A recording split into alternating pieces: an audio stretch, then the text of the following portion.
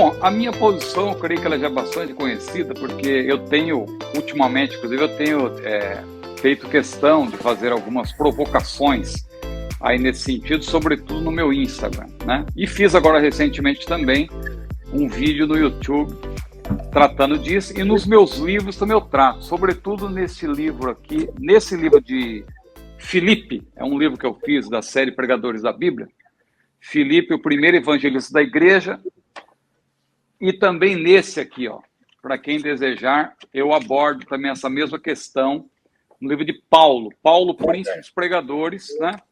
Eu trato dessa questão do fundo musical, né? Respeitando todas as posições, eu não sou dono da verdade de maneira nenhuma, e já vou até deixar uma ressalva aqui, eu sou radicalmente, eu vou usar esse termo porque eu sou realmente, não adianta eu pôr panos quentes aqui. Quando eu sou convidado para uma igreja, eu penso que as igrejas que convidam conhecem as pessoas que estão convidando. Sim. Mas se alguém me perguntar, eu falo assim, olha, irmão, eu tenho grande dificuldade, eu não consigo ministrar, inclusive com fundo musical. Já me aconteceu, pastor, de eu estar numa igreja e eu não tinha conversado com o pastor tal, e colocar o fundo musical do meio para o final. Eu já estava pregando, eu estava ali no óleo, como você disse, e o camarada colocou um fundo, mas bem baixinho e tal, eu acabei pregando daquele jeito mesmo, mas geralmente, se isso acontece, eu peço educadamente, claro, a gente não pode também, a gente tem visto exemplos aí, infelizmente, que o camarada às vezes é agressivo, pô, tira isso aí e tal. Também isso aí não contribui e vai se voltar contra ele. Vão fazer o recorte daquilo ali, vão colocar na internet e ele que vai ficar como deselegante, né? Então a melhor coisa é se você tem dificuldade para pregar com fundo musical, você primeiro conversa com o pastor. Se acontecer de no meio da pregação, porque tem pessoas, eu estou falando aqui para quem realmente não consegue pregar com fundo musical, que é o meu caso, né?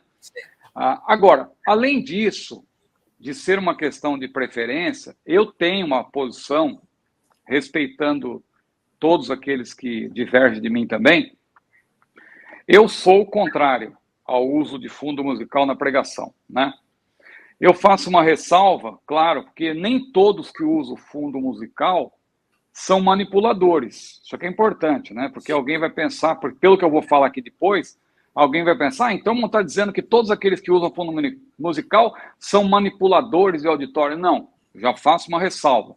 Porque tem muita gente que, do meu ponto de vista, pode ter aprendido errado, pode ter tido alguém como modelo na sua caminhada que usava fundo musical e a pessoa acabou adotando. E tem gente hoje em dia que já é dependente disso. Sim. Esse é um fato.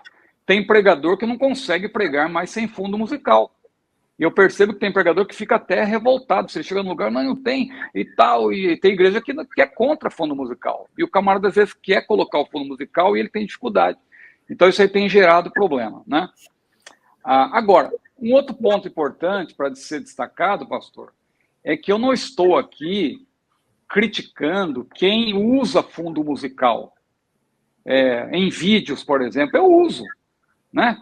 Você faz uma edição de um vídeo, escola dominical, por exemplo, você começa, tem uma vinheta, tem um fundo musical no início, ou pode ser uma mensagem curta, que você põe um fundo musical. Eu não sou contrário a isso.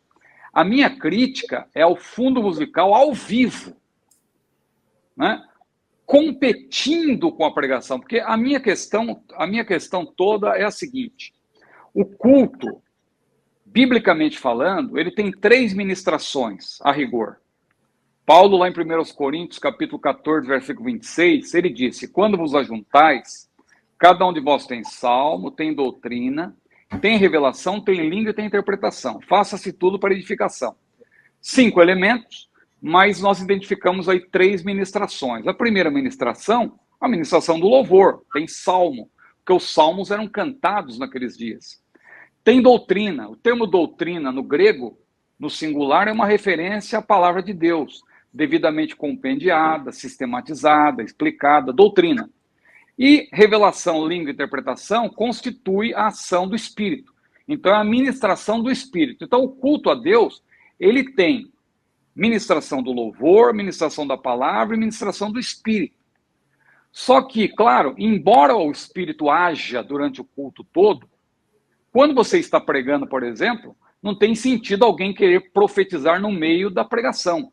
Quando Deus está falando por meio da pregação, é por meio da pregação. Então, da mesma forma, o louvor, ele é importante no seu lugar, cada coisa no seu lugar. Se já teve um momento de louvor, a hora da palavra é a hora da palavra, é a hora da exposição da palavra. O músico também precisa estar no momento para ouvir a palavra. Ele tem que deixar o seu instrumento também para ouvir a palavra. Porque hoje em dia também não é só um músico, às vezes. Agora o pessoal está usando o grupo todo, às vezes até bateria. Chega na hora do auge ali, o camarada toca bateria quando o pregador... Então... É o comentário que tá na tela aí, ó, de alguém que está conosco. Ó. Tocadores também precisam ouvir a palavra. Exatamente. Então, a minha questão é a seguinte, pastor. Eu estudei um pouco de música, modéstia à parte, né? Então, não estou aqui jogando pedra nos músicos, em primeiro lugar, né? Eu respeito os músicos e não tenho nada contra os músicos. Eu gosto de música. Só que eu entendo o seguinte, os músicos que estão aqui também me ouvindo sabem disso. Não existe música neutra. A música formada por melodia, harmonia e ritmo, ela tem sempre uma finalidade. Existe música que pode fazer você comer mais depressa, existe música que pode deixar você desanimado, triste, ou pode te animar. A música, ela exerce algum tipo de influência sobre as pessoas que estão ouvindo, né? Claro que depende também de como a pessoa ouve, se ela realmente está imersa naquilo que ela está ouvindo. Mas o que eu vejo quando a pregação ela tem um acompanhamento musical, um fundo musical, eu vejo uma competição entre a exposição da palavra e a mensagem da própria música, porque a melodia conduz uma mensagem, né? Se você falar de uma música conhecida, então, imagine, por exemplo, um hino que você conhece. Se o camarada começa a fazer o solo de um hino, você naturalmente vai estar em sintonia com aquilo. Você vai, talvez, até cantar o hino. E você não vai estar completamente concentrado na pregação. Agora, a minha grande crítica também é que esse tipo de pregação com fundo musical, ela surgiu não...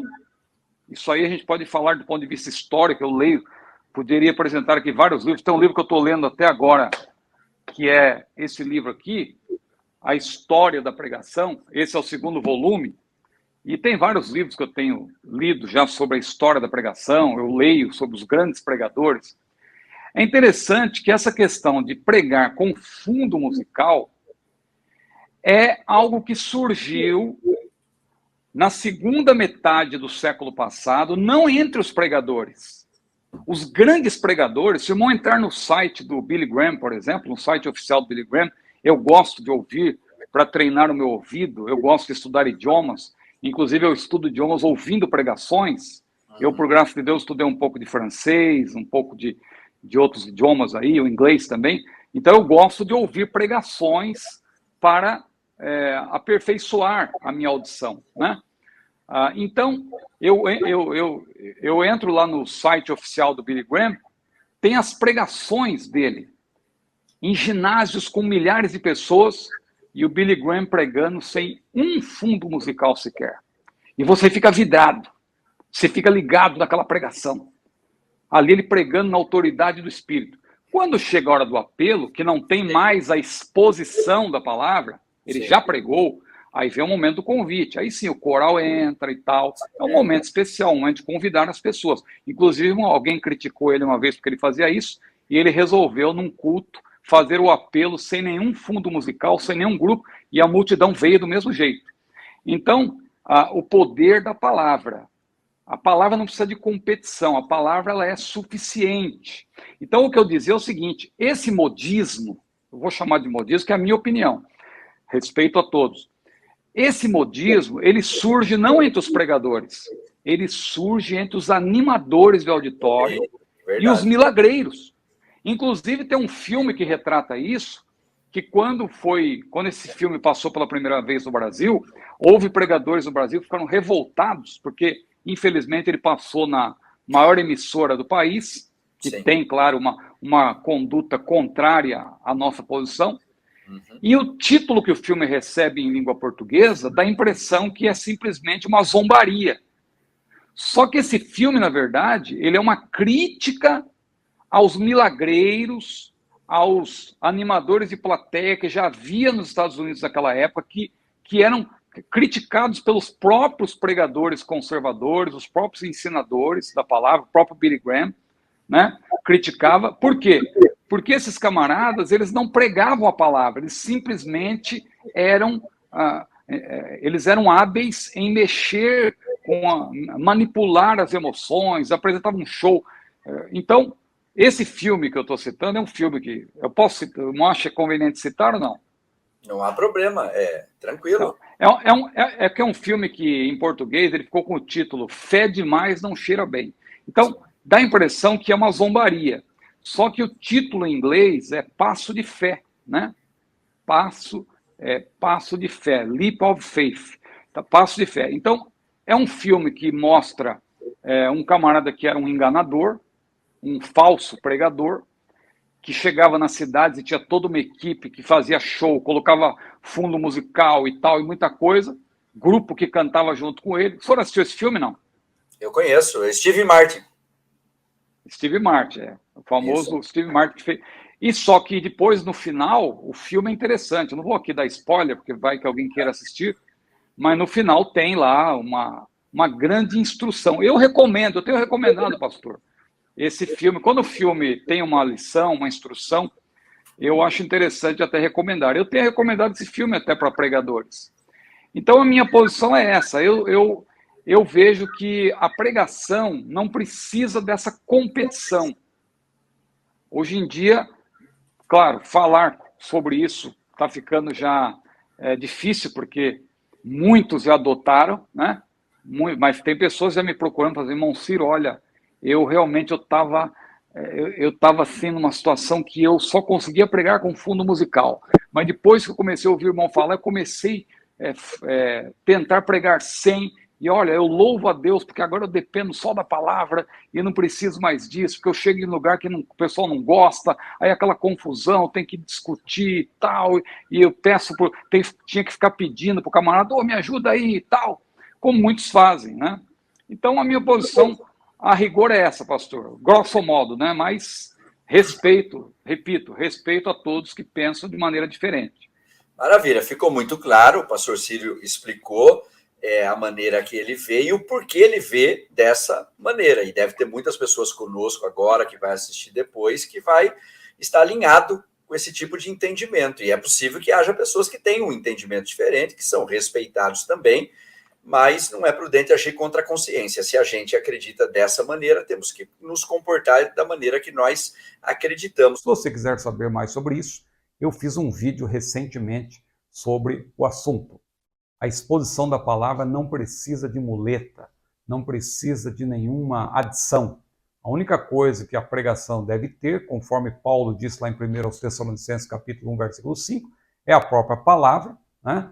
O nosso evangelho não chegou até vós somente em palavra, logos, mas ele também cita o dinamis e cita também ali a questão ética, né? Porque de acordo com a retórica clássica, a pregação ou um discurso, né, para os grandes filósofos gregos devia ter logos, patos e etos. Logos, o conteúdo verbal, patos, ali a paixão com que o orador comunicava o seu pensamento, e etos era o caráter percebido do orador. Paulo, ele, usando esse modelo, ele troca, na verdade, o termo patos por dinamis, porque não deve destacar-se o nosso fervor, a nossa paixão. Claro que todos nós temos o nosso perfil, a nossa maneira de falar, a nossa personalidade, mas isso deve ser cada vez mais anulado. O que deve prevalecer é a obra do Espírito Santo. É isso que Paulo quis destacar.